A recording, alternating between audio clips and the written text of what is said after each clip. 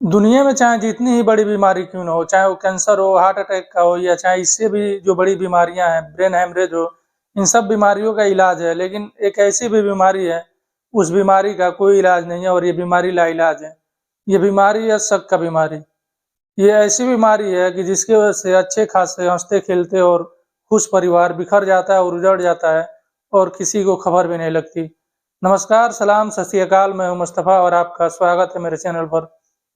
आज की जो मैं सच्ची घटना सुनाने जा रहा हूँ, ये सच्ची घटना मध्य प्रदेश की है और मध्य प्रदेश के शहडोल जिला से है।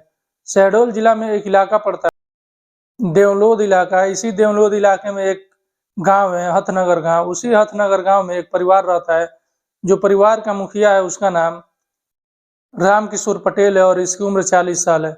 और इसकी पत्नी है, पत्नी का नाम सरस्वती पटेल है और उसकी उम्र तकरीबन 37 साल है। और इसके अलावा परिवार में 2 बच्चे भी हैं। वो तारीख थी 11 नवंबर 2022 की और रात का टाइम था। खा पी कर सब लोग सो रहे थे और जो ये राम किशोर पटेल है, जो घर का मुखिया है, इसको नींद नहीं आ रही थी और सोया हुआ था और बार-बार उठकर अपने पत्नी को देख रहा था और ये सोच रहा था कि अगर उसके दिल के अंदर घुसकर अगर देखने वाली चीज़ होती कि उसके अंदर क्या चल रहा है, उसके दिल में मेरे अलावा और कौन-कौन है, तो मैं उसके दिल के अंदर घुसता और ये सब बातें पता करके निकल जाता। ये उसके मन में चल रही थी और तकरीबन सुबह के 4 बज जाते हैं और रात भर वो जागता रह जाता है, उसको नींद नहीं आती है। सुबह होती है, सुबह होने के बाद जो पत्नी थी सरस्वती, वो घर में खाना बनाती है, सब लोग खाना खाते हैं, नाश्ता करते हैं और जो पति था राम किशोर अपने पत्नी से बहुत ही प्यार से बात करता है और कहता है कि चला जाए जंगल लकड़ियाँ काटने के लिए। घर से कुछ दूर पर ही जंगल था। अब 10 बज चुके थे और 10 बजने के बाद ये दोनों लोग जंगल में लकड़ियाँ काटने के लिए निकल जाते हैं।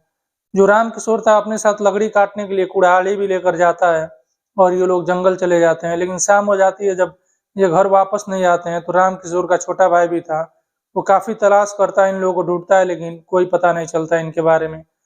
फिर ये पुलिस स्टेशन जाता है 13 नवंबर को और वहाँ जाकर रिपोर्ट दर्ज कराता है और कहता है कि उसके भाई और भाभी दोनों लोग 12 नवंबर को सुबह लगभग 10 बजे गए थे और अभी तक घर नहीं लौटे हैं और जंगल में गए हुए थे लकड़ियाँ काटने के लिए और दोनों लोग गायब हैं।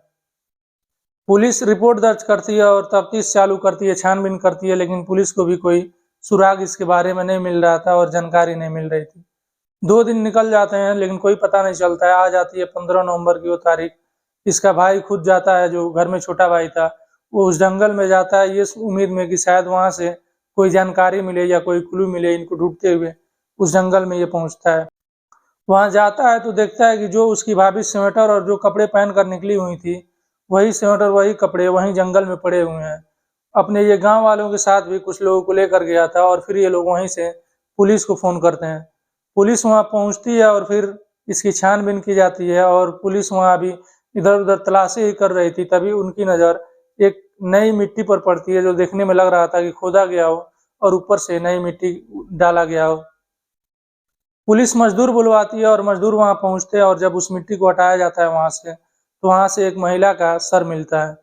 ये सर किसी और का नहीं था, उसी महिला का था, सरस्वती का था, जो लगभग 3-4 दिनों से गायब थी। पुलिस वो सर अपने कब्जे में लेती है लेकिन अभी भी धड़ गायब था, सिर्फ सर ही मिला था और पुलिस फिर से उस धड़ का भी तलाश करती है, लेकिन धड़ भी मिल जाता है। ज़्यादा टाइम तक पुलिस को परेशान नहीं होना पड़ता है और इसी तरह से एक दूसरे जगह पर नई मिट्टी दिखती है और वहाँ पुलिस खुदाई करवाती है तो वहाँ से धड़ मिल जाता है। अब पुलिस सर और धड़ को अपने कब्जे में लेती है और पोस्टमार्टम के लिए भेज देती है। लेकिन अभी भी जो उस परिवार का मुखिया था, जो राम किशोर था, वो गायब था। पुलिस अब ये सोच रही थी कि कहीं उसको भी मारकर कहीं दफन न कर दिया गया हो या उसके साथ भी कुछ कोई अनहोनी न हो गया हो। उसके अंदर, पुलिस वालों के अंदर ये भी बातें चल रही थी कि कहीं ऐसा तो नहीं कि राम कुशी किशोर ने ही अपने पत्नी को मारा हो और मारकर फरार हो गया हो। ये दोनों चीज़ें सोच रही थी पुलिस। तभी कुछ दिन बीतता है, तभी उसके बारे में, राम किशोर के बारे में एक खबर मिलती है कि राम किशोर करेली जिला के निवाड़ी इलाके में मौजूद है। पुलिस की टीम वहाँ पहुँचती है और ये जो खबर थी वो सच साबित होती है और उसको वहाँ से गिरफ्तार करके अब शहडोल लाया जाता है और यहाँ लाकर इससे पूछताछ होती है। पूछताछ में जो राम किशोर था आनाकानी कर रहा था और पुलिस को गुमराह कर रहा था, लेकिन पुलिस उससे जब सख्ती करती है और कहती है कि तुम इतने दिनों से, तुम्हारी जब गलती नहीं है तो गायब क्यों थे और भागे क्यों थे और तुम्हारा नंबर अभी तक स्विच ऑफ क्यों है। फिर इसके बारे में उसके पास कोई जवाब नहीं था इस सवाल का और वो भी टूट जाता है और जो पूरी सच्चाई थी वो पूरी सच्चाई बताता है। वो कहता है कि उसे अपने पत्नी के ऊपर शक था और उसे लग रहा था कि उसकी पत्नी किसी दूसरे व्यक्ति से भी बात करती है और उससे मिलती है, और इसी शक की वजह से वो रात-रात भर सो नहीं पाता था और बड़ी परेशान रहता था।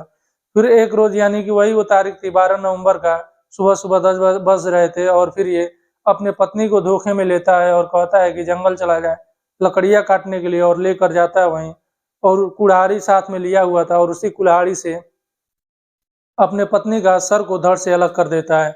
सर को धड़ से अलग करने के बाद वहीं गड्ढा करता है और गड्ढा करने के बाद सर को अलग छुपाता है और जो धड़ था उसको अलग दफन कर देता है, और ये वहीं से गायब हो जाता है और भाग जाता है। लेकिन जब उसके परिवार वाले, जब उसका छोटा भाई जंगल जाता है इसको तलाश करते हुए, तो वहाँ से उसके भाभी के स्वेटर और कपड़े मिलते हैं, और उसी स्वेटर और कपड़े को से ये पकड़ा जाता है, और इस समय ये पुलिस की हिरासत में और जेल में बंद है। बेशक जो शक है उसका निवारण यही नहीं है कि जिस पर वो शक हो रहा है उसको मौत के घाट उतार दिया जाए या मार दिया जाए। हम डायरेक्ट उससे बातें कर सकते हैं, जिस बारे में हमें शक है उसके बारे में उससे पूछ सकते हैं। अगर ये बात सच भी निकलती है तो कोई ज़रूरी नहीं है कि हम उसे मार दें और मारकर अपनी ज़िंदगी भी बर्बाद करें और पूरी ज़िंदगी जेल में बंद रहें। और जो हमारे घर में जो बच्चे हैं छोटे-छोटे, वो बिन माँ-बाप के हो जाएँ, जो माँ थी वो तो मर गई और जो पिता है अब वो जेल में रहेगा। और इस चीज़ का निवारण ये भी हो सकता है कि हम पुलिस के पास जाएँ और पुलिस के पास जाकर इसके बारे में हम बात करें, पुलिस इसका रास्ता निकालेगी। नहीं ज़्यादा कुछ होगा, तलाक होगा और फिर दोनों अपने-अपने घर होंगे, जो शक था वो दूर हो जाएगा। लेकिन इन सब चीज़ों की तरफ न जाकर जो राम किशोर था वो एक बेहद ही खौफनाक कदम उठाता है, और उस कदम की वजह से जो उसकी पत्नी थी, वो उसकी मौत हो जाती है और अब ये खुद पूरी ज़िंदगी जेल में रहेगा। और जो घर में इसके 2 बच्चे हैं, अब वो भी बिन माँ-बाप के रहेंगे और वो भी अपने माँ-बाप की यादों में अब तड़पेंगे, जिनकी उम्र अभी बहुत कम है और वो अभी छोटे-छोटे हैं। आपको ये कहानी कैसी लगी कमेंट बॉक्स में ज़रूर बताइएगा, और आपसे रिक्वेस्ट है कि आप मेरे वीडियो को लाइक कीजिए, शेयर कीजिए और चैनल सब्सक्राइब ज़रूर कीजिएगा।